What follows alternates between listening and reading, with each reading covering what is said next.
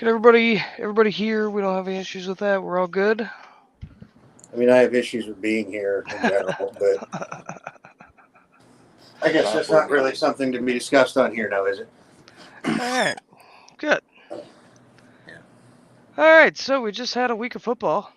It wasn't great football as a whole. It was a lot of blowouts. It was kind of a shitty week. Like I'm looking at games to talk about from last week, and I'm like, there's like 3, I guess, that really mattered. I mean, everything else was kind of stupid. Most of the stuff that's even worth talking about that happened in some of those games is just kind of like a news bullet points. So to start with some of that stuff, had some big trades happen. D-Hop to the Chiefs. What do you guys think about that? I'm honestly just not sure how much of a difference that's even going to make for them. Like, Yeah. Does he have anything left in the tank? I'm kind of surprised that they gave up like a fifth round. I think it was a fifth round pick for him, if I remember correctly. It just feels Yeah, it could like, be a fourth. Okay, well, so clearly the Chiefs must be like looking at the tape and thinking he can still play, which is possible because he had Will Levis throwing him the football. But I don't know. Yeah. Like, I get that they need a wide receiver, but I just figured they'd go in a different route. I don't know. I know he's 95 years old, but Mahomes can make your high school janitor look like a Pro Bowler if he like it. And yeah, he probably has. Realistically, with any other quarterback in the league, this trade doesn't really work out because are going to need a lot of talent to make him look good. But Reed will scheme him open. They'll find a way, and evil just will continue to fucking prevail. And there's no point to anything anymore. None of this matters. I mean, it's not like he's not an upgrade for them, no matter what. But expecting him to stay healthy all year I feel like is asking a lot too. He's already coming into the year like with an injury already, so like I don't know. Clearly they feel good about him, and I imagine he's got to like pass a physical before the trade goes through. So he's probably healthy enough to be traded. Yeah, I haven't actually seen that it's official yet. I don't think it is yet. I saw everything about it, but I didn't see that it was. I didn't see anything about it being actually official. So he probably is gonna have to do a physical and mess with all that shit. So, yeah. For me, I think they were passing. Their number one target was Juju Smith-Schuster, who's injured, and like. I was gonna say he got hurt with something, didn't he? Yeah, he's injured right now. I don't think he's like badly injured, but I think he's out a week or two. Either way, that's not the guy you want to be relying on anyway. Exactly. So, and I saw, there's all the Cooper Kupp trade rumors going around. And I saw them saying that the Chiefs called them, but the Chiefs didn't want to give up a high draft pick or pay the salary. And I'm like, well, why the fuck would they give him to you? Like, no shit. Of course they're not. They have like $3 million in cap space. So they settled for DeAndre Hopkins over Cooper Kupp. Well, I mean, similar age, bad, but I guess it could always be worse. Yeah.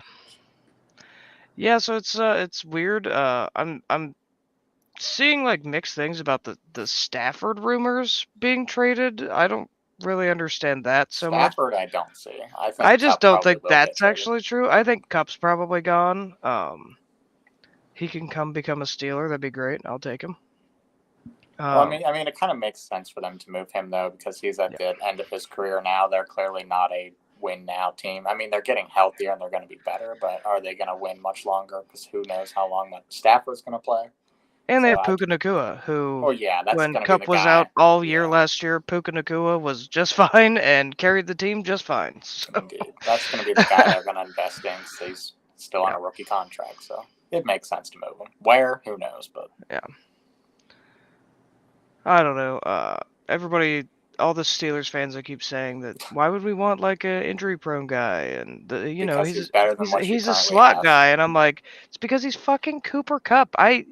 What do you mean? Why would we want him? Like, people are like, I don't know. If it were him or DK Metcalf, I'd take DK Metcalf. I'm like, no shit, you'd take everybody would take DK Metcalf. This isn't a comparison. That's not the Steelers' Twitter is like on another Christ. level of Well, I ridiculous. hate to break it to the Steeler fans, but I feel like the most realistic place for Cooper Kupp to go is the Ravens because they don't have any receivers and they're a win now team. Yeah, it's And interesting. They're the team that I feel like would benefit the most from him because they yeah, actually have a they don't chance. seem to be too much in the rumors at least. Yeah, I but don't that see don't them mean anything. around, but that doesn't mean anything. Yeah. That was kind of like I don't think there was much when like Amari Cooper went. There wasn't really much. Well, Like people he had thought been it made mentioned, sense for the but Bills to trade for Yeah. a receiver, which now that they have, I feel like that obviously takes them out of the Cooper Kupp running. I think that the Steelers need to get someone and do it before November 5th. So, I keep seeing like, well, why don't we just trade to get Deontay Johnson back? I'm like, I can't watch that motherfucker get I a think there's ball a and run reason, backwards yeah. anymore. Like, I There's a can't do reason it. you guys moved on from him. Like that's Yeah. not happening. I won't be surprised if he does get traded to somebody, but it won't Yeah, be the Steelers. I have a feeling that like the trade deadline this year is going to be wild. Like, I actually think Yeah. that this year is going to be nuts. There's so many different Usually it's not receivers this and crazy. stuff on contract years that like Mhm. it's gonna be wild, I think. Yeah, usually it's not this crazy like this early before the trade deadline, but man, there's been trades flying around everywhere. I feel like teams are finally like catching on. Like, hey, if we have a chance to win now, then let's go for it. Yeah. Which and is I what think, you want to see. It keeps it exciting.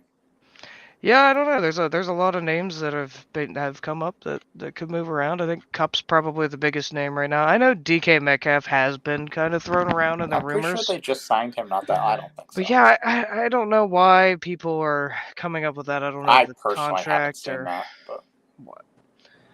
I'm seeing it because for whatever reason, Steelers fans on Twitter think that like we just have a choice between DK Metcalf and Cooper Kupp for some reason because they're all of course you delusional. definitely do not.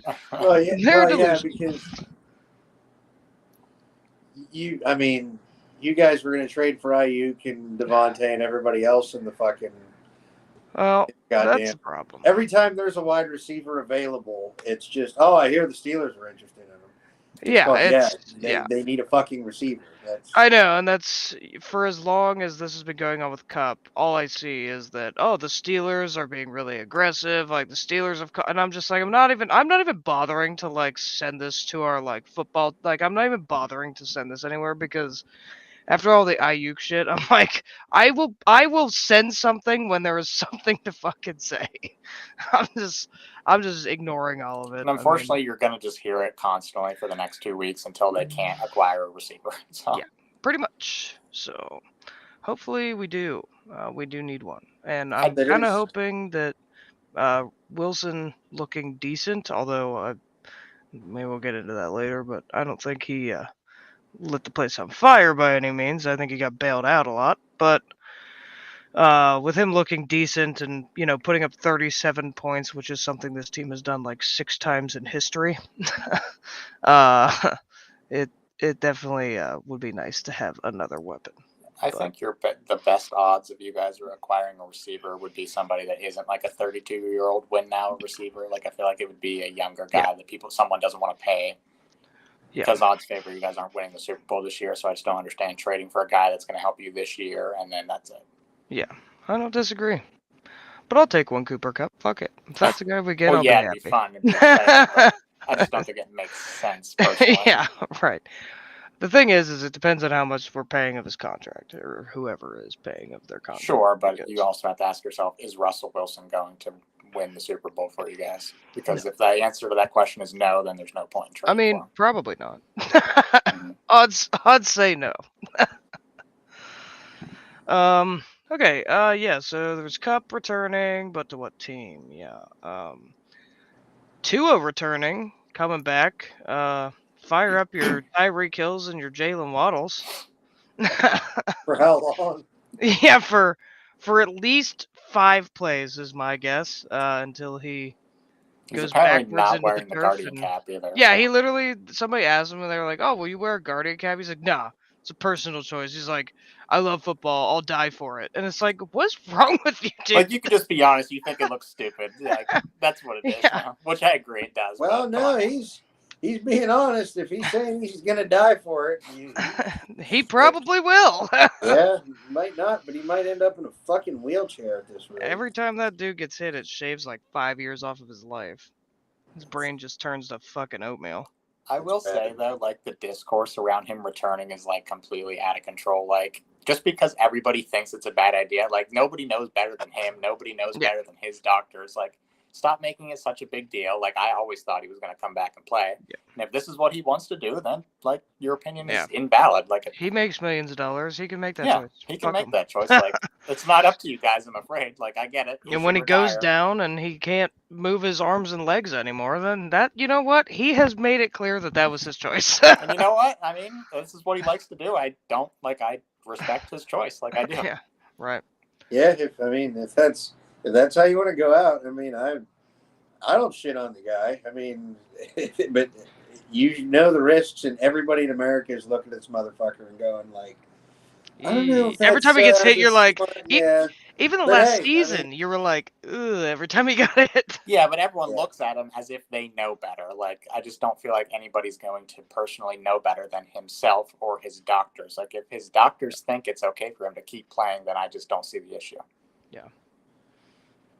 As he's slipping his doctors, like, you know, a couple more hundred, you know, just a couple more thousand to sign that. Well, he could do whatever he wants anyway, but yeah, I mean, but regardless of what they say, but yeah, that's gonna be interesting. Tyreek Hill, I think, was on Twitter this morning, and he was like, or he said something in an interview like, "Fantasy owners, play me in fantasy. Start me this week." And he's just like, but it's crazy though. Like, you think like Tua being out, like what he was out, 4 or 5 weeks? He's only it's 5 weeks because they had a bye, but it's only been 4 games. So 4 games, and it's just kind of crazy. Like, how often do you see people that go down with concussions that end up being out for 5 weeks before they come back? It's just because they knew it was like a serious thing. With they put him on IR just to like eliminate the distraction and like the constant questions. Are you going to play this week? Are you going to play this week? He probably could have played sooner, but they kind of just threw him on there just to like let him take a step back and like really think about what he wants to do, which was probably the right thing to do. Yeah. Hopefully when he comes back, he'll be able to do something, because otherwise the Dolphins fucking season is already pretty much a loss. I mean, they're 2-4. It's not impossible to come back, but they're going to have to respectfully, I'll disagree with you. These motherfucking doctors, I don't know where they're getting them from. These are the same people that said, oh yeah, Josh Allen wasn't unconscious on the ground. Wow. Yeah. He was okay to return to the game. You know, I think those were the same doctor might have went to college with the guy that's like, Tua, I understand that, you know, you had to be spine boarded off the field last year. It had to happen, you know. You were literally just, you know, in like another fucking dimension this year. But just take 5 games off. Like, it'll really be okay. Like, we really don't know, but I feel like these doctors are like meteorologists, and they don't really fucking know, and they're just guessing too. Yeah. It's like, your brain might be okay. I kind of looked at it. I think I know what's going on, but I don't know. They're like, we'll never know until we open your brain up after you're dead. Well, yeah. They're like, what's that? You think you can go back in and it gives us a chance to win? You're good to go. You're cleared. So. Yeah. Andy says 2 more hits and he's Carl from Sling Blade. Ain't got no spin on it. French fried taters. Yeah. Along with that, there's some other injuries on the week. We got Deshaun Watson booed off the field. I actually think they cheered when he got hurt, which, man. Yeah, booed off the field with an very apparent Achilles rupture. Yeah, when I watched that one live, it looked like, because it was non-contact, and I'm like, oh, he just tore everything in his knee, the way he kind of like went down, and then as soon as they showed the slow-mo, you see it pop. These fucking graphic-ass Achilles injuries are just getting worse and worse. It doesn't help when they zoom directly in on their leg, and you can just see it like reverberate and just pop, and it's like, it was. And I totally get where, you know, is it a terrible fucking, you know, investment by the Browns? Yeah. Can you say whatever you want about his character? But, I mean, literally his fucking career is probably now over. whether that's his own fault or not, but to have it end that way, and then to have fucking like your own fans like cheering like when you get hurt and then getting you booed off the field. Like fucking I'm Browns sorry, bro. fans are just pieces of shit. I mean, so is he. They are. I don't know. I'm not saying he isn't, but at the same time, like that's just not fucking right. I'm not defending him. He's a classless human being, but at the same time, the worst part is that the Browns fans were totally fine until he played football like shit. They don't care about any of the other shit. They didn't when they signed him. What they care about is that he played like shit. So that's the only reason that they probably, like, if you're going to boo him, like, there's no reason to boo him for that. The problem is with Browns fans is they were booing him because he played football like shit, not because he's a molester. Well, and that's I was saying that to fucking we're trying to not get canceled before we get this thing off the ground here. So forgive me, but no, you get where I'm coming from. Like, okay, the guy wasn't playing very good football, but like that's a very, very serious injury, and you're like, oh, boo him, this fucking guy wasn't worth his shit, and we spent all these millions of dollars on it. It's like, fucking, what a fucking classless fucking fan base. It's almost like it's been a train wreck from the get. I will say, though, like, Myles Garrett and, like, Jameis Winston, like, coming out in his defense, I feel like does kind of say a lot. Like, if his teammates feel this way about him, then maybe he's not, like, the worst locker room guy. Clearly, they give a shit. Because I'm pretty sure, like, they were basically roasting the fans for doing what they did. Like, oh yeah, I mean, it is unacceptable. I mean, it's a bad look to do that. I get why they're doing it, but it's still better to just not. Like, the guy still did just pop his ACL. He still is out there playing for you guys. He might not be able to play anymore, but at least he's out there trying. Or sorry. Yeah, no.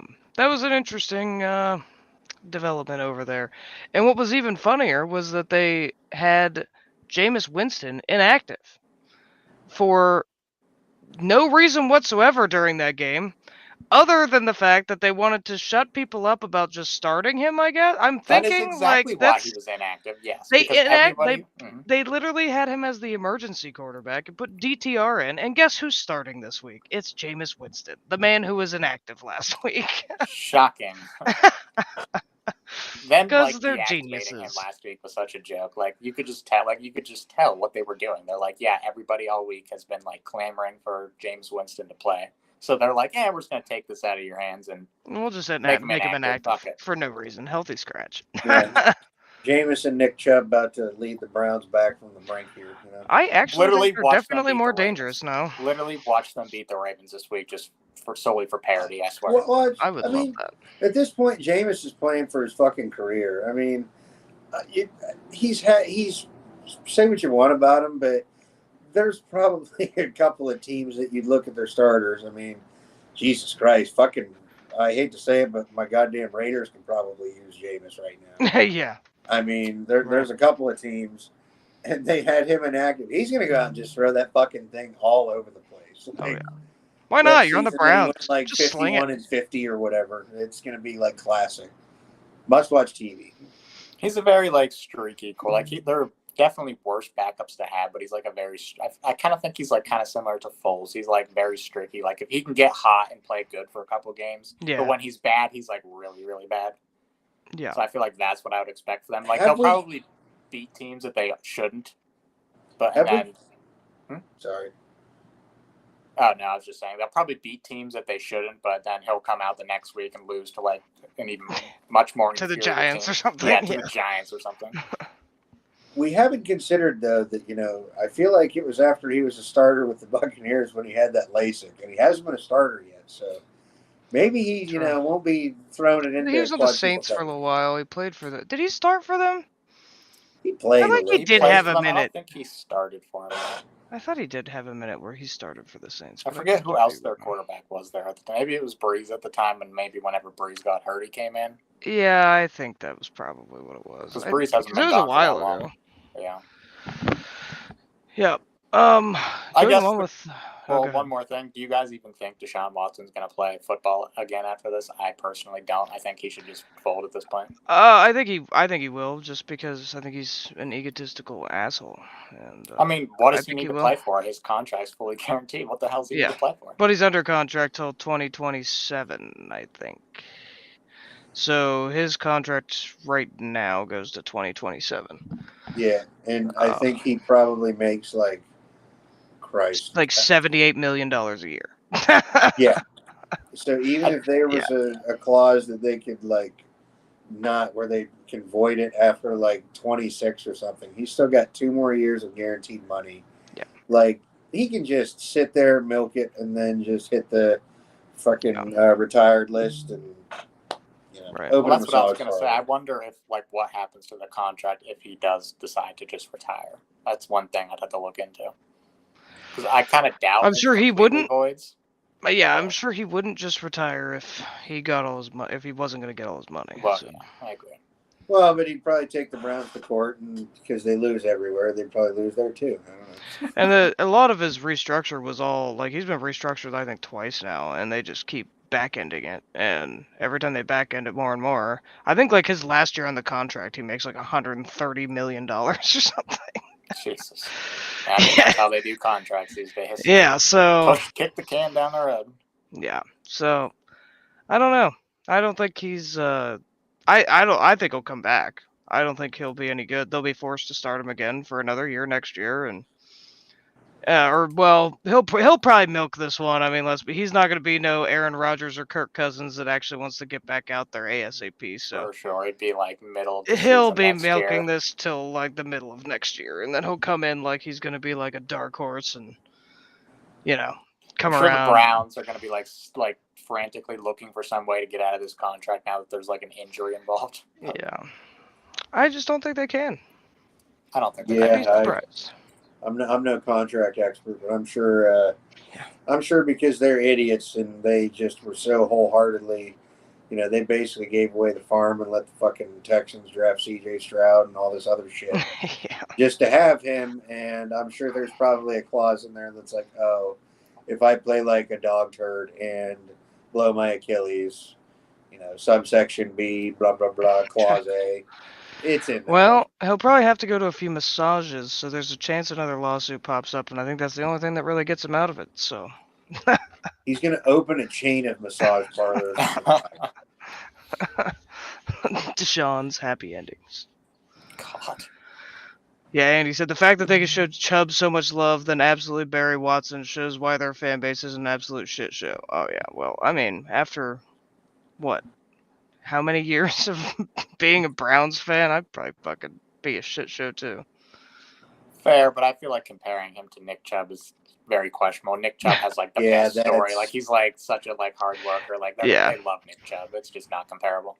Yeah. Yeah, Chubb's played his whole career there and has given them everything and is now this is, fucking crazy or leg injury number 2 that he's had to sustain. It is. He had in college. He had the same. I'm pretty sure it was the same knee blow up in the same exact way in college. Yeah. Like he blew like every ligament in the knee in college too. Yeah, so that's totally different. He's given a lot to this franchise. That's almost like another Joe Thomas. Yeah. If Joe Thomas would have gotten hurt in that fashion, he'd be getting that same respect. But it's still a classless thing for Deshaun Watson. But yeah. Brown's gonna Brown. So some of the other injuries that we had this week, oh man, one of the crazier games. Really sucks to see it happen, but we had Godwin going out for the rest of the season. I mean, that dude has been on fire. He's been playing really well. He's been basically the Cooper Kupp of the Buccaneers with his targets, his catches. The dude's getting like 12 catches a game, and he's been doing that all season. He looks like he's probably out for the rest of the season. I think that's confirmed at this point, I'm pretty sure. Yeah, he has a dislocated ankle. They claim maybe in the playoffs, but I doubt it. Yeah. Problem is they won't get to the playoffs without him or Evans, who's also hurt. Yeah, they might be cooked. Yeah. I don't know how Chris Godwin comes back in the playoffs when his foot was facing the wrong direction when he was laying there. Yeah. They didn't show the replay, which is how you know it was bad, and it actually happened with like 40 seconds left on the clock. I'm like, what are we doing here? Like, Yeah. why is he like? Come on now, Why Mike is he Evans even already in got there? hurt. Yeah. And then he just gets hip drop tackle, which of course will be a massive discussion for the next weeks to come. But Yeah. that's what did it. Fuck Carly. I have it on record. She put in that group chat. It'll be like Chiefs are about to lose, going in the AFC Championship game. Mahomes throws a pick six, and then all of a sudden it's hip drop tackle. The hip drop tackle, blah blah blah, ejection. That'll be the first time you see it. So Call it back. Apparently, we're not. The Chiefs, yeah. Didn't they call it like once? They haven't called it once. They haven't called it yet this year. They haven't called it. Didn't they chart like? They might have in preseason once, but they haven't during the regular season. They said they were putting an emphasis on it, just like they did the offensive line. But the penalties they called like in week 1 and haven't since. Yeah. Like the 8,000 times that they called it. Yeah. Mm-hmm. Yeah. So that sucks for the Buccaneers. I mean, they play the Falcons this week, the Chiefs next week, the Niners. Then they have the end of their season gets better, but playing the Falcons, Chiefs, Niners, those are probably all losses without Mike Evans and Godwin. Evans might come back week 11 after their bye. Sounds like a might too, though. Like I don't think it's a guarantee. So he would come back after those 3 games. And then the rest of their schedule, they could probably make something work. Because they have the Giants, the Panthers, the Raiders, the Chargers, the Cowboys, the Panthers, and the Saints. So it's literally unfortunately just losing Mike Evans and Godwin when these 3 games are coming up that are not going to be the easiest. Sucks for them. They do play in a pretty bad division, though. Like, I'm not completely sold on the Falcons yet, so like they're not going to be out of it. Yeah, they're going to be going through a rough patch within the next month probably, but you can recover from that. I think they're 4-3 right now. That's not bad. So. Yeah. Yep. Yeah, so they had that, which really sucks for them, but the end of the year they should be able to stack up a handful of wins to finish the season off and probably come into the wild card or even win the division. Who knows? One of the other injuries that I wanted to mention was Jaden Daniels' rib injury. Looks like he's not going to play this week. He's not. They haven't came out and admitted that yet, but yeah. Doesn't seem like he's going to play this week, which that kind of throws a wrench into all the hype around him. He's been playing so well lately. Well, not only that, but this is the week where they play the Bears, so it would have been Caleb Williams versus Jaden Daniels, and we're basically getting robbed of that if he doesn't play, which doesn't look like he's going to. Such horseshit. Yeah, I'm so excited for that. I know, it's rough. And the Eagles and the Bengals were flexed out for that game. And Jaden Daniels isn't even going to play. At least it doesn't seem like he's going to play. Of course, that could change. I'd be surprised. I do worry that if he does play, they're forcing him out there, which creates a massive re-injury risk.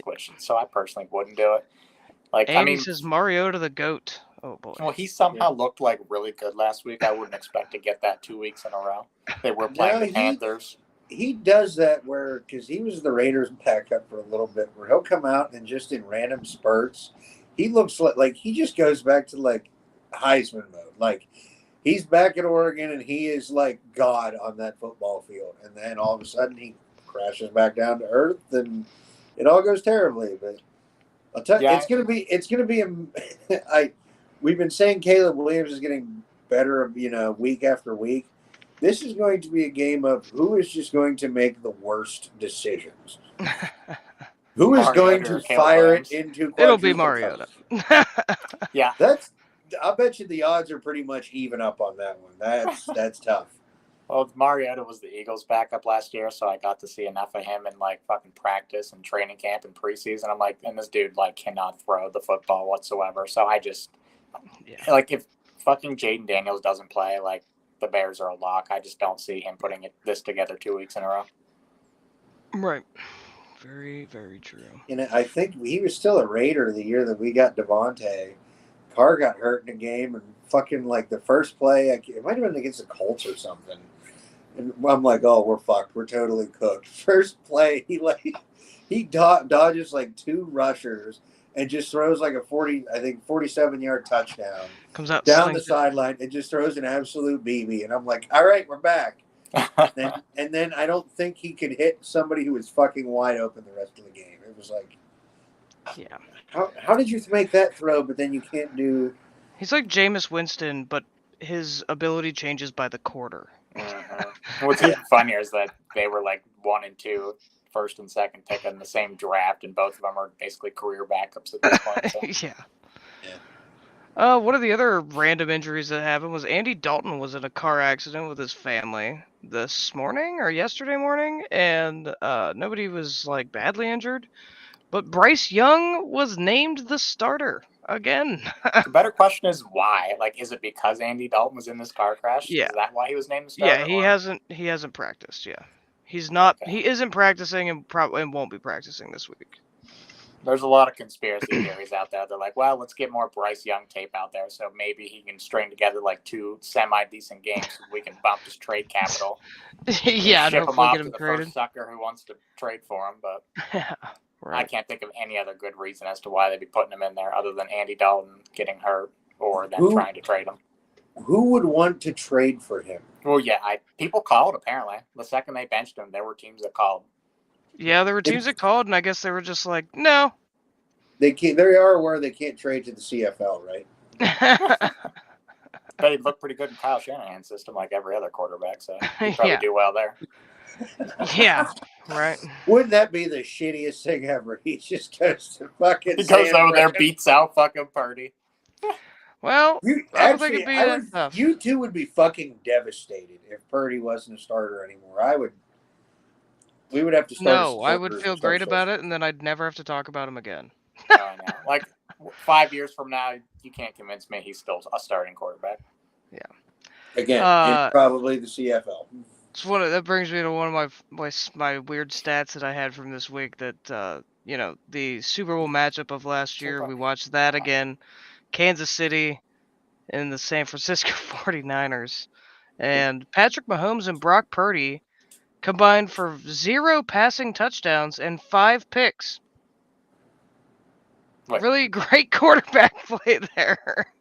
Oh, right. Last week, Mahomes and Purdy with the inners. Yeah, great. Just 2 MVPs there, I hear. Yeah. 0 passing TDs and 5 picks. MVPs, both of them. Purdy without all of his superstars, that's what I expect him to look like. So. Yeah. He needs his yards after catch. He sure does. I see your comment, Andy. Thanks.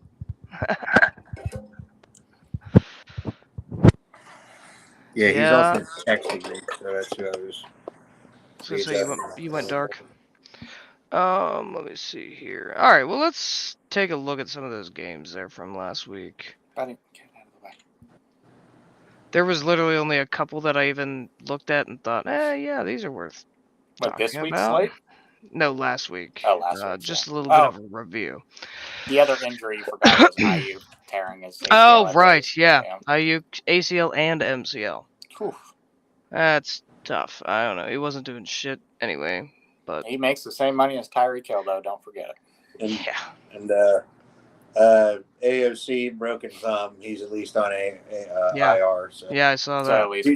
Too many vowels there. Yeah, there's a lot of injuries. I'm kind of surprised that you say he broke his thumb. Yeah, well, it was broken or a fracture. I'm not sure. Is it on his throwing hand? Yes. Yeah, Okay. And it was kind of a weird one where it didn't even. It looked like he made. I can't really say whether or not that it just didn't look bad. Like he made contact with somebody else's hand, and it looked kind of funny. But it didn't look bad at first. But he tried to throw a couple more times and it wasn't right, and he was shaking it when he went off the field. Yeah, I was just surprised to see him land on IR for that, but I guess if it's his throwing hand, then that's probably not going to recover right away. Yeah, and we signed Desmond Ridder off of the Cardinals practice squad, so how long until he's playing? I am on season-ending IR from being a fan of this team. Oh God, I can imagine. Don't worry, I'm sure I'll be feeling very similar within the next 2 months with my team, so it's all right. Yeah, we can. Another support group we can open. Yeah. So Andy says Tomlin dodged that bullet with Ayuk. Yeah. I mean, well, you can't yeah, predict injuries, but can't honestly, predict he an wasn't injury, looking but he great wasn't. anyway. Yeah. And that was another thing I wanted to mention about Godwin. Is that when he comes back next year, he is a free agent. He's he's not. probably not going to be on that. Well, He may not even be on the team. He's a free agent next I year. don't know what Mike Evans' contract situation looks like, and he's know. the older guy, so it would make more sense for them to move off Mike Evans before they do Godwin. But yeah. Yeah, but he is a free agent next year. Just something to think about with him. He certainly might not play for them again, but I also won't be surprised if they pay him and eventually just get rid of Mike Evans since he's in his 30s at this point. So, well, some of the games to kind of touch on here from last week that we had, there was really only a couple that were somewhat close and also interesting. Detroit and Minnesota was probably the best game of the week. Detroit ends up getting the win, 31-29. I think they did a good job in this game, and Dan Campbell managed to win a game even though he shot himself in the foot, like he always does. what did he do again? Didn't he fake punt it in the he first did a quarter fake or something? punt on the first drive, like his first drive. He fake punted. Dude just doesn't And guess know what? when They to didn't stop. get it. Yeah, shocking. If we're being honest, though, that game was not close. If it weren't for the Vikings turning the football over, or no, if it was the Vikings turning the ball over, or no, the Lions turning the ball over. I think that kept the Vikings in the game. That return touchdown. I forget what it was. Either a kickoff return or just a fumble that they returned for a touchdown. Yeah. Yeah. Yeah. So that was a good game. That it was. I saw some stuff going around Twitter that was basically the box score, and they're literally the same on both sides. Yards, everything wild, that happened in that game was exactly the same, and Detroit just managed to get the win. Minnesota gets their first L, and I'm still not fully sold on Minnesota. I'm not sure why, but we'll see. The Lions were definitely the better team. I definitely think they'll win the division. I think the Vikings, we'll see. They need to beat some more teams for me. Yeah, they did get extremely lucky, but I mean, it seems like the last couple of years, wasn't it the year before Kirk tore his Achilles? They led the league in winning one-score games or something which isn't sustainable at all. Yeah, that feels like they're doing this again, and Darnold's playing just as good, if not better, than Cousins did that year. So, I'm still convinced that Sam Darnold's still going to turn into Sam Darnold at some point. Yeah, it'll happen. You would think. I mean, he has to, right? You would think. It's one thing to rip off a month and a half stretch where you're pretty damn good, but to do it over the course of the season, we'll see. Yeah, the Lions are losing Jameson Williams for 2 games. What did he got suspended for PEDs, which is a little odd on a 2-game suspension. I feel usually it must be a first offense. Yeah, you don't often see a 2-game suspension for that. I don't know what it was or anything like that. That might be something where it wasn't roids, or it was probably something that he took something in a supplement that was a banned. Yeah. Blah, blah, blah. Just kind of 2 games. Yeah. Don't do it again. Yeah. Yeah, and it's I kept seeing on online people making fun of it, who saw Jameson Williams last week drop -2 yards with 1 catch and thought we need to drug test that guy? Yeah, he didn't do much last week, but that does take a body off the field, so you don't like to see it. He's been cocaine. No, honestly, if anything, Jameson Williams is so fast. That would actually be giving it to a cheetah. Yeah, him having coke would just that would be that would be 3.93 40 time. Yeah, 3.93. Yeah, I mean, realistically, that was like the most interesting game last week. There was Houston and Green Bay. It ended up being close. Houston lost 22-24. Which, what do you know? Green Bay had the spread at -3 points, and it just didn't hit. What are the chances? Interesting. That's Yeah, you never see that. Granted, didn't the Texans or Stroud have like 70 passing yards the whole game? Like, who? Yeah, he was terrible because I had him in a parlay for like 200 passing yards or something, which pretty standard stuff for Stroud. And I'm watching it. I like check it at the half. And like Stroud has 44 passing yards. And then I check it like at the beginning of the fourth quarters of the games, and I'm like, Stroud has 70 passing yards. What the fuck is happening over there? To do. Yeah, that's just. I mean, does that speak to the Green Bay defense? I think that's probably. I've been saying for a while that the Packers defense has been very good. Like Xavier McKinney has been like probably the best offseason signing of a team, like difference maker wise, which is crazy for a safety, but he's been that good. Yeah. Yeah, I think every time fucking Stephon Diggs and Jair Alexander fucking meet up because there was a fucking fight post game, and I see you have a co-host. Yeah, he's killing me. Yeah, I feel really just. I think Jesse's right. This Green Bay defense is just something that's just really been building and getting better throughout the year. And Love's only going to get healthier from that, leg injury he had week 1. This team is going to be the Vikings. I don't think Darnold's going to fall apart down the stretch. I think they're going to end up losing this division just because the fucking Packers are going to be something fucking scary. Well, yeah, that's the unfortunate thing about everybody playing in this division is that they all have to play each other twice. So they're basically just going to beat up on each other, and it's going to cause one of these teams to lose games. So they're not all going to end up with this like great record because of that. Yeah. Yeah, they eventually all had to play each other. Yeah, I mean, I don't think.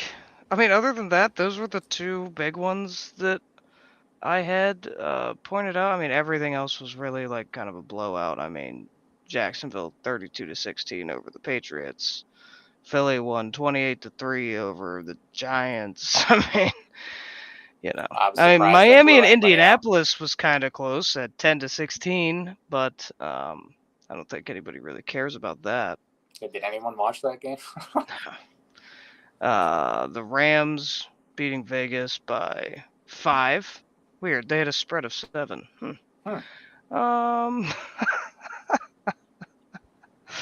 Yeah, Washington blowing out Carolina 40-7. I actually think when we talked about it last week, the over-under on that game was like 52, and they had a spread of like -9.5.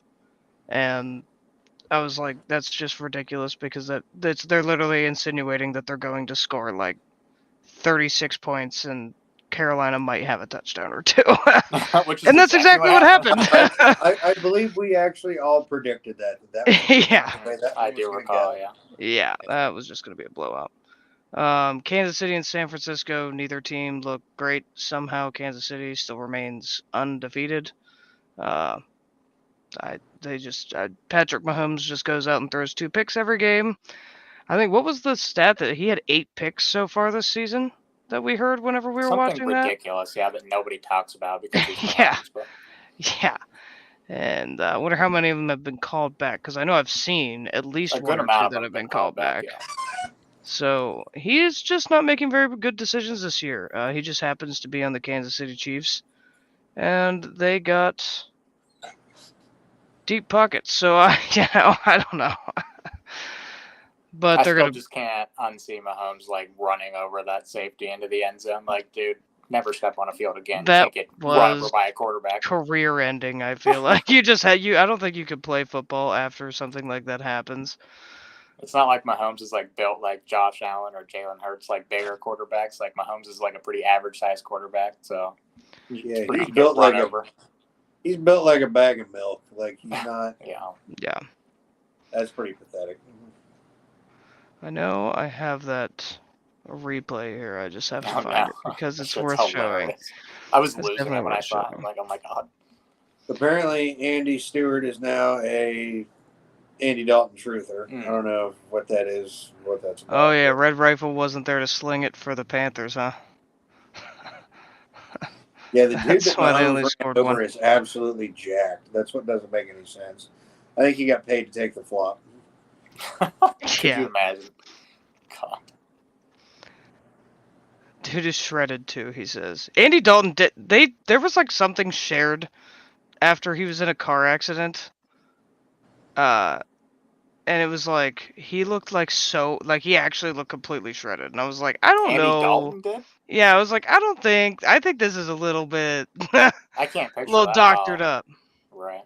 No, I think he's talking about the dude that Mahomes ran over.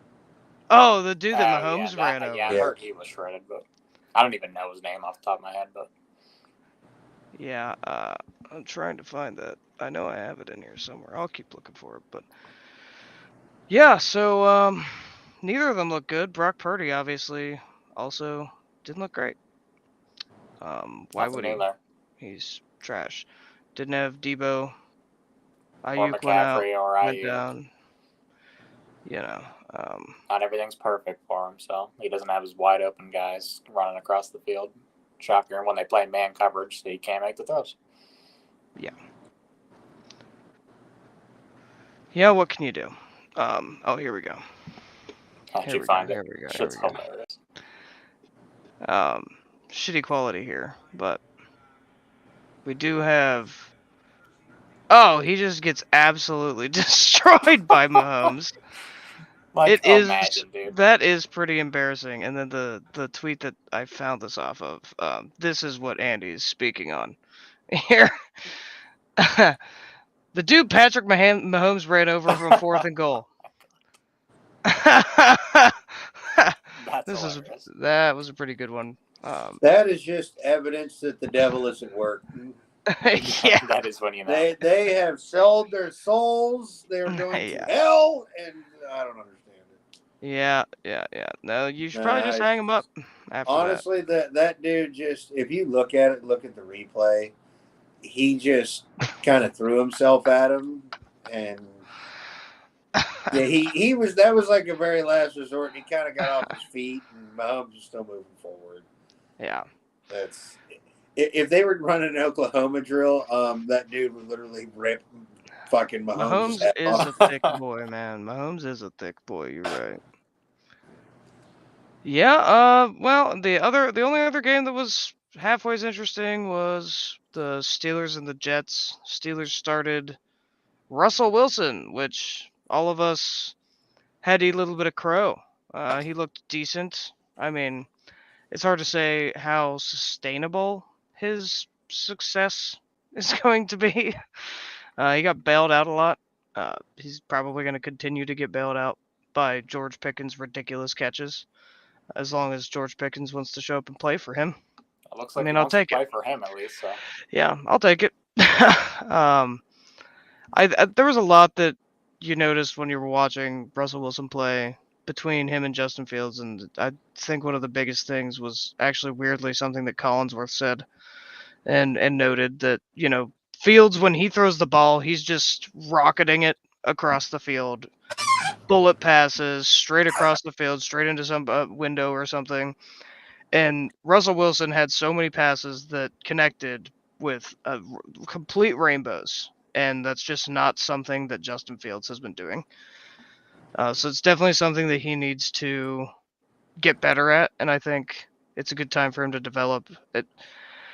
I'm still on the fence about whether he should be doing that from a bench or actually playing games if he's supposed to be our future, because it's not like we're going to sit around and pay Russell Wilson for multiple years. I mean, I would hope Mike Tomlin's not. Convinced that you guys are going to go on like a deep playoff run, then I don't think you're going to see him again unless he starts coming out there being really bad. Right. Well, I mean, this was very much Mike Tomlin's choice, and he made that clear in his press conferences. He pretty much made it very clear that he was saying, like, yeah, people in the organization didn't want me to do it. A lot of people didn't want me to do it, but I did it, and that's why I make the big bucks, essentially, is what he said. He said, that's why I'm well compensated. because Okay, I good. made a good choice. And I'm like, well, yeah, sure. We'll see how good he looks this week. And Yeah, that's what I'm thinking. I- I'm like, all right, man. Like, I will granted, you just do play the say Giants, so that fucking game was so insane. I laid down in bed and had it on, watched the first half, and as they're booing as they go, into the locker room, I'm like, all right, I have work in the morning. I can confidently pretty much say in my head at that point, logically, I'm going, okay, the Jets are going to come out and Fields will probably be in to start the fourth quarter or something.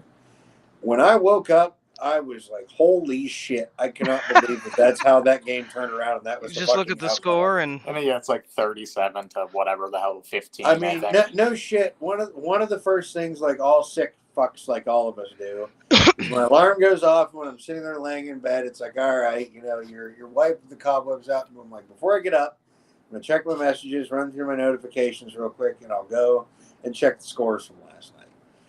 And I had to. It was like I'm half asleep, and I'm like, no.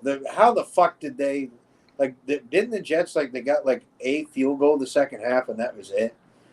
yeah, we shut them out in the second. Yeah, I don't even think they. Oh yeah, it was. I couldn't remember if it was a shutout or if it was. They did get a field goal, but we blocked it. Yeah, that happened. Yeah. Right. All right. Yeah, that's what I'm remembering. Yeah, I mean, the only thing that scares me about that is there were so many times in the first half where I couldn't help but think to myself when Russ was getting flushed out.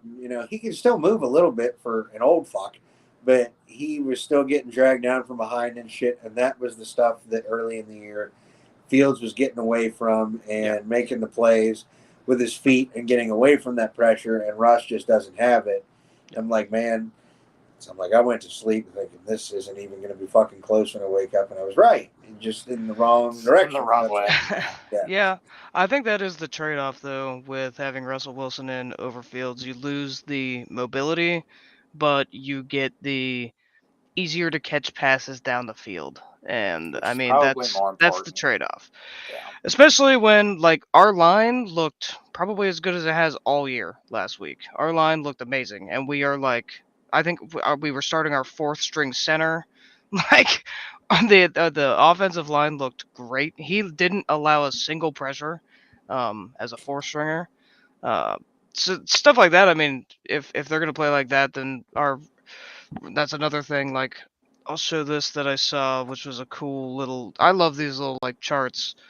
This is Najee's carry chart, which Najee does not. This is not Najee. If I showed this to you and said, "Who is this?" Najee Harris would be the last person on your mind. This is just a product of opening up a passing game, I think, and our offensive line getting a chance to actually do some different things with it. I mean, they were opening up ridiculous holes for Najee to just easily run through. Jets couldn't even stop us with he just scored without even trying to score in the last 10 seconds of the or 30 seconds of the game or something, and it's just he just walked in, so he's like, fuck it. But yeah, this is something that this is the product of having a decent passing game and a downfield threat, which I think is something that we're getting with Russell Wilson that we didn't have with Fields. Fields gave us the scrambling threat and all that, but doesn't do much for your run game if they know all they have to do is stack the box for everything and call it a day. So I'm here for it. It looked good. I'm not going to complain at this point. It was a surprising outcome for me. I didn't expect to put up 37 points on the Jets by any means. So hopefully our offense can start scheming some stuff up and start looking a little bit better. Yeah, Andy said Cam's WrestleMania shirt is the sled. That's true. That's true. I'm gonna burn that while Cameron's still wearing it. All right, so let's look ahead at some of the games next week, unless there's anything else anybody wanted to mention from last week. No, I think you went over everything. Okay. Yeah, there wasn't. I mean, there wasn't a lot. There wasn't very many games. Great games they had there wasn't very many good games, and then also even looking at this week, I don't know, what there's 16. This week's slate is horrible. the ones I put in the chat Oh, to talk they're about, yeah. or like the only notable ones. Yeah. And then you also just have the issue that like last week, like there was like 3 less games left. Like they're stacking fucking bye weeks. Yeah, for some Weird, reason like this week there are no bye weeks whatsoever. why? What? I don't know. It makes no sense. But You're making people take a week 5 bye, and then meanwhile, here we are. week 8, you're just like, nope, we're just gonna have everyone there. Everyone's playing. So you Why? have a full slate, but none of the games look too great on paper, at least. Yeah, it doesn't make much sense to me. Well, we got the Thursday night game here coming up. That is Minnesota and the Rams. That should be an interesting one. Well, it depends on who's playing for the Rams. Is Cooper Kupp back? He's He's playing. supposed to be playing for them. Is he going to be on the Rams at that point? I would think so. They're not going to trade him within the next 24 hours, so We should see him playing for them. They probably want to wait until he plays again, just so that they can have a little bit of tape saying, yes, see, he's healthy again. Everything's fine. They'll probably feed him targets like crazy, and as they always do, and try to up his value. I'll be interested to see how the Rams look in this game, because I feel like they have to win this game. If they lose this game, like they're probably done. Like they're probably cooked. I get that the Vikings are obviously have like a very good defense and a very good team all season so far, so it's a pretty daunting test. But for some reason, like I wouldn't rule out. Like I could just see Stafford like being able to like beat these blitzes that Brian Flores is always sending, especially with Cooper Kupp back. I think it'll be competitive. I actually think this is what I think is going to happen. It's either going to be like extremely close and the Rams are going to pull it out at the end, or the Vikings are going to kill them. I think those are the 2 outcomes that are possible. Yeah. I don't think the Rams will blow them out. I think it'll be one or the other. Yeah. And I think if the Rams lose, you definitely see Cooper Kupp gone. Oh yeah, for sure. Yeah, there's no reason to keep him. Andy said, I think they took Coop last second. If they win, maybe you keep him and you think about, all right, let's maybe just focus on this season. But yeah, if they lose, he's on the next train out of town. Well, the problem for them is that they have no draft picks ever. I was about to say they could really use some draft picks. Especially when everyone that you got 6 years ago, when you gave up all your next 6 years of draft picks, is all gone and retired and done playing. I guess that's what you do to sell out for a Super Bowl. I mean, it worked, so can't fault them. Yeah. Their whole 2 fans really enjoyed that. So that one, Minnesota's favored by 3 points. Seems I feel like that line's telling, though, because the Rams 2-4, and they're only taking 3 points against a 5-1 team. That was just one of the last undefeated teams. Yeah, no. I think the Vikings win this one. I'd be kind of surprised if the Rams did, but I think it's a lot closer than you think it is, and I think it's kind of the same situation like you're saying. It's either going to be close or it's going to be Minnesota completely blowing them out. So, I think if it's close, then the Rams win, because I think Stafford's a better quarterback, and I feel like he'll just find a way to pull it out. Yeah, but then again, they did almost lose to the Raiders last week. Yeah. That's fair. But what do you mean by that? Yeah, why don't you elaborate further? We're all friends here. There's really no need for that. Well, James, I am a little worried for you. I haven't seen your hat in a minute, so it's not a good sign. Yeah. Well, I have a fucking shirt on that says Augusta Week Masters Week 1993. So that tells you where my head's at. That's where he's paying attention in sports. Golf. I mean, I'll watch every game, and I'll still, I love football, love it to death. But yeah, spring will be here soon, and so will be Augusta. The flowers will come back up. and I will be. And you won't have to watch Raiders anymore. Next spring I'll start talking myself into this shit again, and then. This time, the following year, I'll remember why I shouldn't fucking do that. And the cycle repeats. Well, I mean, you did just sign Desmond Ridder. Everything could turn around. Weren't we just having this discussion, Carly, while we were watching the Red Zone? We're like, well, I wonder how Jace handles game days being a Raiders fan. Like, does he just watch the Raiders game Or does he be like, you know what? I don't even want to suffer through this. I'm going to just turn on Red Zone and call it a day. I mean, Yeah. the problem is they can just, even the days we look like shit, we're never like completely getting blown out and out of it. Like, we'll at least like somewhat make it interesting and, fight a little bit. And then the penalties or the fucking, you'll get a bad call here and there. It's Raider football. It's the most abusive relationship I've ever been in my life. And I can't stop. I'm just, a battered spouse. Yeah. Do you have one order for a Bill Belichick coming up? Well, funny enough, did you hear the rumblings on the street? There's apparently some bad shit going on in New England, and there's a lot of people that are unhappy with Todd Mayo. I have seen that. And they're saying, and there's I wouldn't put much stock into it, but some sort of rift with Kraft or the GM, I have no idea. They're saying that he could, within the next 48 hours, be out as the Patriots head coach. Yeah, I've seen that too. I actually haven't seen that, but that'd be wild because that was like their hand-chosen successor for Bill Belichick, and they've known about it for years. So yeah, I'd be surprised if they pulled the plug already.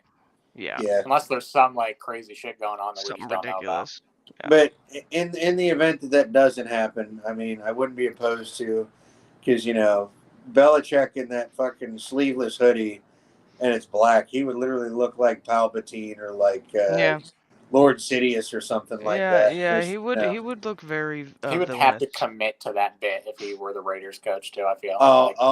Yeah.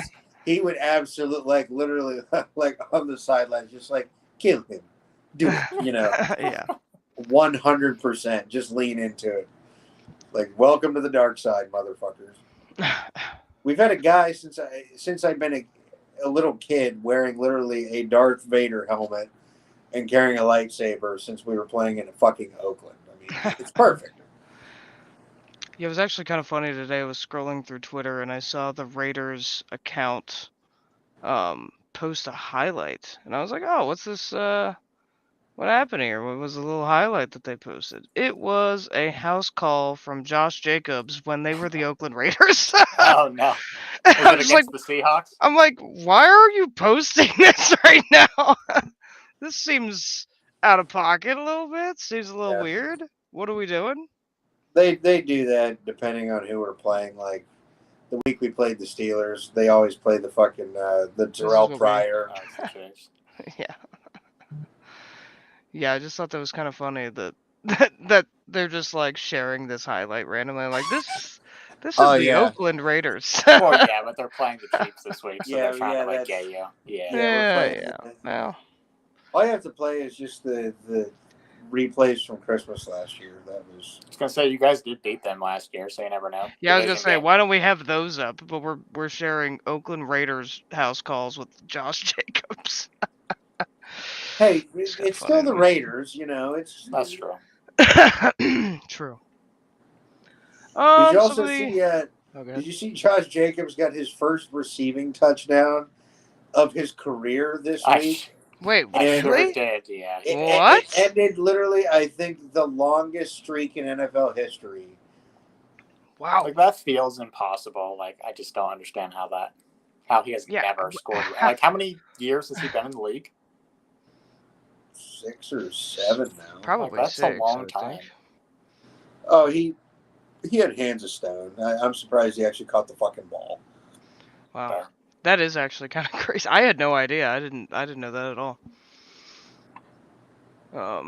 Yeah, so what else do we got here for next week? We have Philadelphia and the Bengals. Somewhat interesting. Mostly because the Bengals are favorited by 2 points. It is in Cincinnati. I think this is one that the Eagles need to win, but I think this is one that's going to be a tough one because I think both teams need to win this game. It's going to be a hard matchup, I think, here. Both teams really do need to get a win here. I think Philly needs it they need to keep playing well. You can't just blow out the Giants and then play the next week against a team like the Bengals that are definitely better than the Giants and then lose, because then you're just gonna get clowned on. By me, because I Yeah. will definitely clown them. But I definitely don't feel good about it. Like, I'm definitely nervous about it. I mean, they have way more talent than the Bengals do, at least on, well, you know what? Maybe that's arguable. But I would still argue that they are a more talented team than the Bengals. They should win the game, but I'm concerned because I just worry when they're playing a competent quarterback like Burrow that they're going to get down like 10-0 in the first quarter because, you know, God forbid they can't score first quarter fucking points. So if they get behind, I just worry that they're just not going to be able to do what they want to do, and then it could get ugly. Yeah. This is going to be Jamar Chase versus A.J. Brown. And I'm sorry, but nothing against A.J. Brown, but I'm going to give my advantage to the youth in that one. And yeah, I could see this one. I don't know why, just nothing against my dear brother. I'm very sorry that I have to cast down this verdict. It just feels like something's wrong with the Eagles, and there's just going to be a week where the fucking wheels just completely come off. And this kind of feels like, coming off a big win, shoving it down Not the that I'd call Giants' that throat. a big win, but yeah. Well, you know, coming off a blowout of the Giants, feeling good. Yeah, it could be one of them games. yeah, I've got a feeling, fucking Sirianni's not going to be like doing this to the crowd. He's going to be like up getting escorted out by security because he's fighting a fan like 5 rows up or something. And I literally can't believe I don't have anything for what the hell did Sirianni do this week for this fucking podcast, because he was relatively non-existent this past week because it was all about Saquon. So I'm relieved to not have to talk about him for a week. But Yeah. I'm sure after this week, it'll be fucking something. I guarantee it. Right. That was really cool of that clip that's been going around. Wasn't Saquon was like 13 yards away from his career high or something like that, and Sirianni asked him like, "Hey, you can you know, go in and get it, but I'm pulling the starters out." And Saquon was like, "Let the young guys play." Like that was pretty cool. Yeah, I think Saquon's happier there than he's ever been in his whole career. I think he just is like, man, I just love not being a Giant anymore. And I love running over the Giants twice a year, as he's going to do for the foreseeable future. He's from like the Philly area, and he's a Penn State guy. Yeah, and he went to Penn State, so I mean, like, it's not like he was very like that far away in New York, but New Jersey to Philadelphia, not a far fucking drive. No, so it's not like he moved too far. Yeah, he probably could have kept the same fucking house. Yeah, if he wanted to, for sure. Yeah, Andy says Sirianni needs to be a head coach and not act like a toddler that ate red dye number 40. Yeah, believe me, he gives me complete AIDS. Like, I can't believe I had to watch him every week. I think Nick Sirianni lived under some power lines as a kid. He is a bit of a clown. Well, the thing this past week, like, everyone is like making the argument that the team rallied around Sirianni this week because of all the shit that he was getting a week. I'm just like, you know what? I feel like it's more likely that they rallied around Saquon because they knew that how much this game meant to him. Like, that seems significantly more realistic to me than them rallying around that clown. But the players seem to like him. I mean, I get it. He seems like a fun guy. Like, he seems like the guy you'd want to have a beer with. But I just don't think he's a good coach. Players' coaches aren't always good coaches.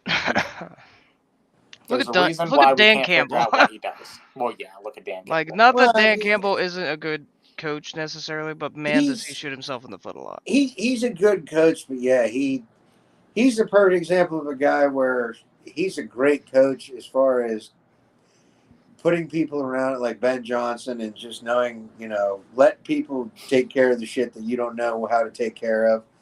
But yeah, he believes too much sometimes. But there's a difference between that and just guys that it's almost more like, I don't want to say undisciplined or just unruly. I can't quite pick out the word.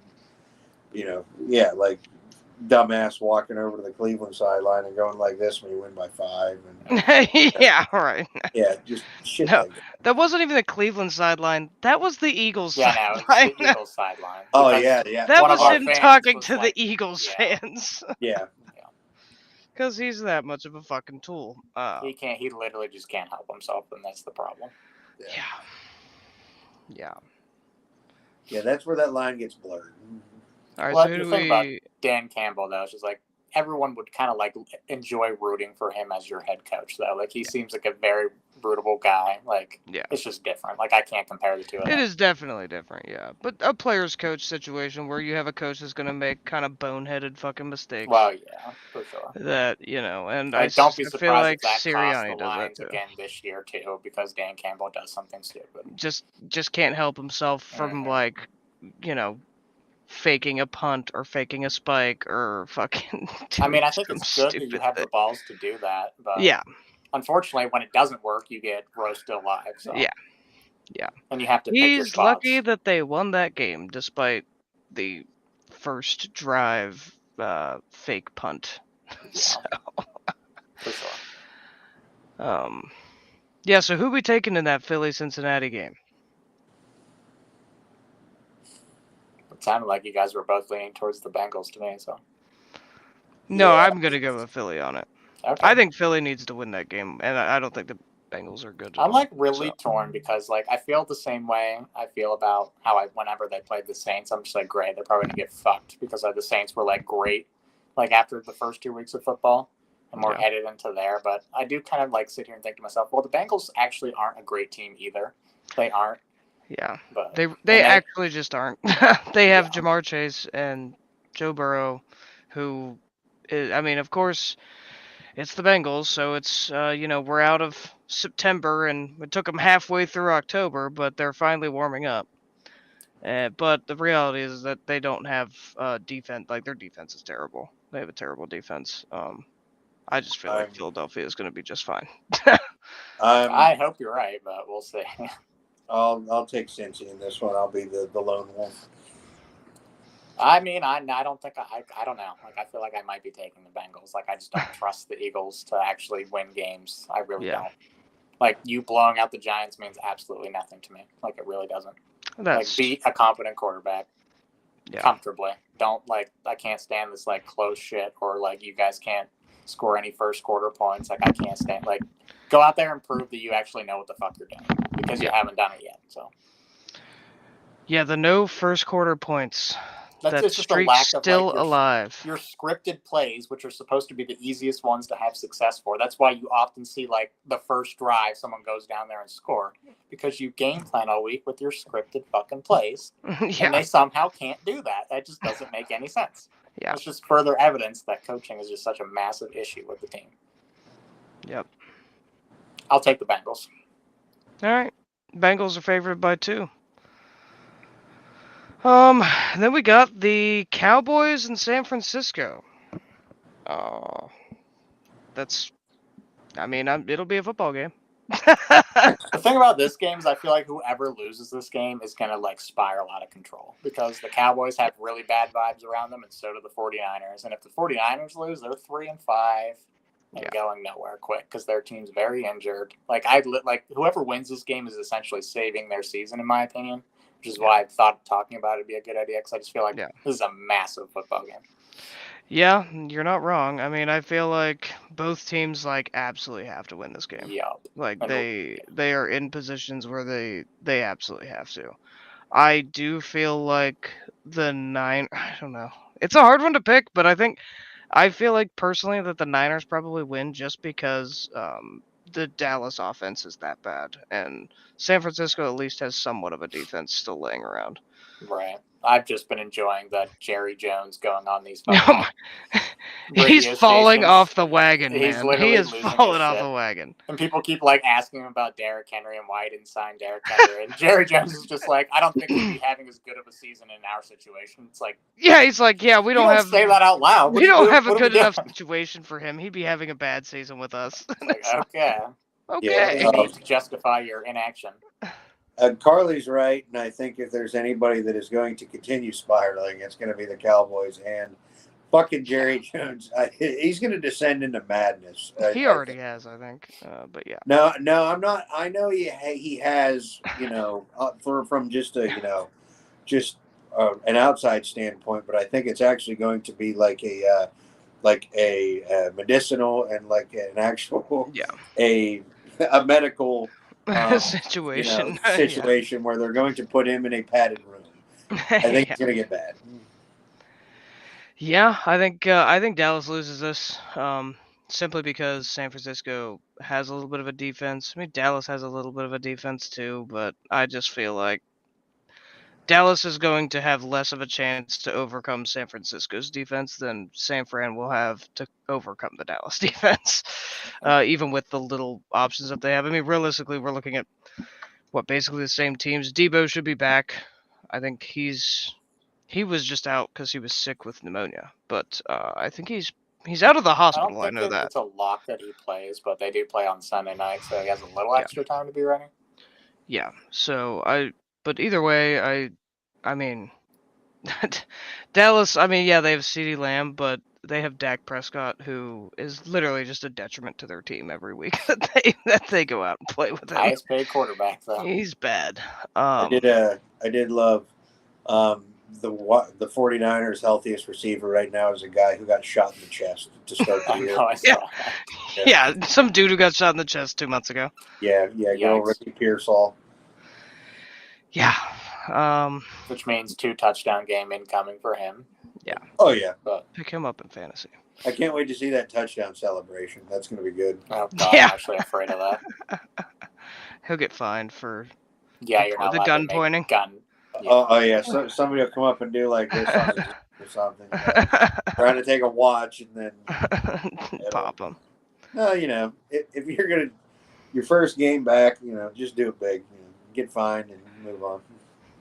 Yeah, unfortunately, there's not very many games of this week that are super interesting, and the worst part is the next week's slate is even worse. It's worse. Week 9 is bad. So we have like a couple games this week, but I was looking at week 9 here. We're looking at the Commanders, the Giants, division. Chargers, Browns. Miami Bills. Yeah, Chargers Browns. There's one that's going to blow out the ratings. Miami Bills. Dallas Atlanta. Could be interesting, maybe. Saints and Panthers. New England and Titans. Ooh. Las Vegas and the Bengals. Denver Baltimore. Blowout. Chicago Arizona. Probably a blowout. Jacksonville Philadelphia. Detroit Green Bay. That's Rams and the Seahawks, and the Colts in Minnesota, and then Tampa Bay and Kansas City. I feel like it's just worse. I'm like, that has to be one of the worst. There's a few in there, but a couple in there that could be decent, but holy, that is a tough lineup of games. But well, we are approaching our time to get out of here anyway. So is there anything else that you guys wanted to touch on before we hopped off of here? Any games, anything like that I didn't get to? No, but if that's how bad the slate is next week, I think next week we're just a gambling podcast. We're a gambling and fantasy football podcast next week. We're going to switch formats, and we're not even going to discuss the outcomes of what we think. It's just going to be what game, who you start in fantasy, and who. What the bet is. Yeah. A lot of those games don't even feel like there's maybe 3 or 4 out of how many that feel like actually being discussion worthy. Oh yeah, Andy wanted to talk about AOC. Again. I think he was a little late to that, but we did talk about that earlier. Yeah, we can go ahead and talk about that. He missed that one. He just wants me to be miserable, and it's really AOC Devontae. Oh yeah, no, he's just trying to make you miserable. I think. yeah. Now, good time to wrap. Clelin Ferrell.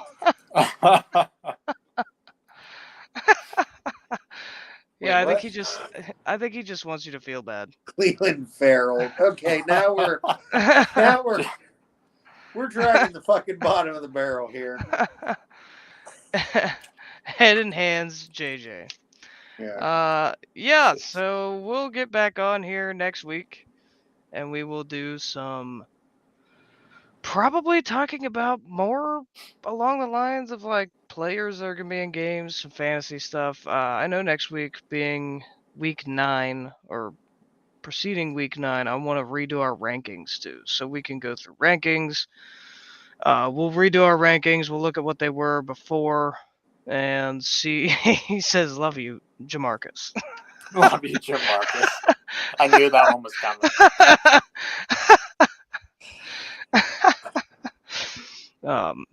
Anyways, yeah, so maybe we'll redo our rankings next week. Have that to talk about. We can always touch on a couple of these games. I'm sure there'll be more injuries or a couple of trades by the time. Oh, yeah. Hopefully, Cooper Kupp is the Steelers' new wide receiver by then, but we'll see. I would not count on it, but yeah, and hopefully $1 million lands in my backyard. Yeah. I'll tell you, Janikowski as a Seahawk. Okay, you crossed the line. That's fucked up. That's fucking wrong. That's tough. That's tough. That's like next thing's gonna be Shane Leckler as a Texan. You son of a bitch. He's probably typing that as you speak. Good I don't want to know what he's typing next. I'm very upset. Stop in to see a good friend, earlier in the day. Yeah, geez, what can you do? Yeah. Correct. All right, guys. Well, we will shut this one down. I like keeping these around like an hour and a half, honestly. We've shaved at least a full hour off of this every week, which I think is great. What it was. Yeah. So we've shaved a lot of time off of this, which I just think is the way to go. I don't want to be here till 11 o'clock every night, every Wednesday, and I'm sure you guys don't either. Texans versus Colts rivals, baby. Oh, well, yeah, that is happening next week. Or this week 9. Or is that this week? Yeah, it is. Okay, yeah, I had the wrong thing open. No, Jace, I think you're good on that. I wouldn't be too worried about the Colts. Yeah. Texans versus Colts. They are rivals. Have you seen Anthony Richardson play? I have. So Yeah. I think they're good. Especially after coming off a loss last week. Yeah, I won't be surprised if you just steamroll them. There's no way that fucking C.J. Stroud comes off a week where he threw 70 yards last week and just doesn't. He will probably throw like 477 this week. So Yeah, I mean, against Colts, yeah. Well, and considering the fact that Anthony Richardson usually has about 2 picks in the back pocket. Calling it right now. Dameon Pierce, anytime touchdown scorer. Oh, God. Get me away from it. At least it's not a tight end. Get me away from the bad picks. Hey, I don't want to hear it out of you after Monday night. I told you Mark Andrews, and then we're both like, eh.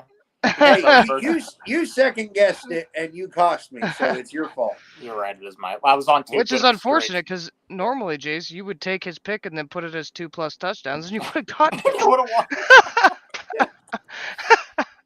Yeah. All right, guys. And now I was shamed out of it, so it's actually both of y'all's fault. That's how she goes sometimes. I'll send you a Venmo request. All right. Well, next week we'll get our rankings updated next week. We'll hit on a couple games, see what news has happened and stuff like that. But we will catch you guys next week.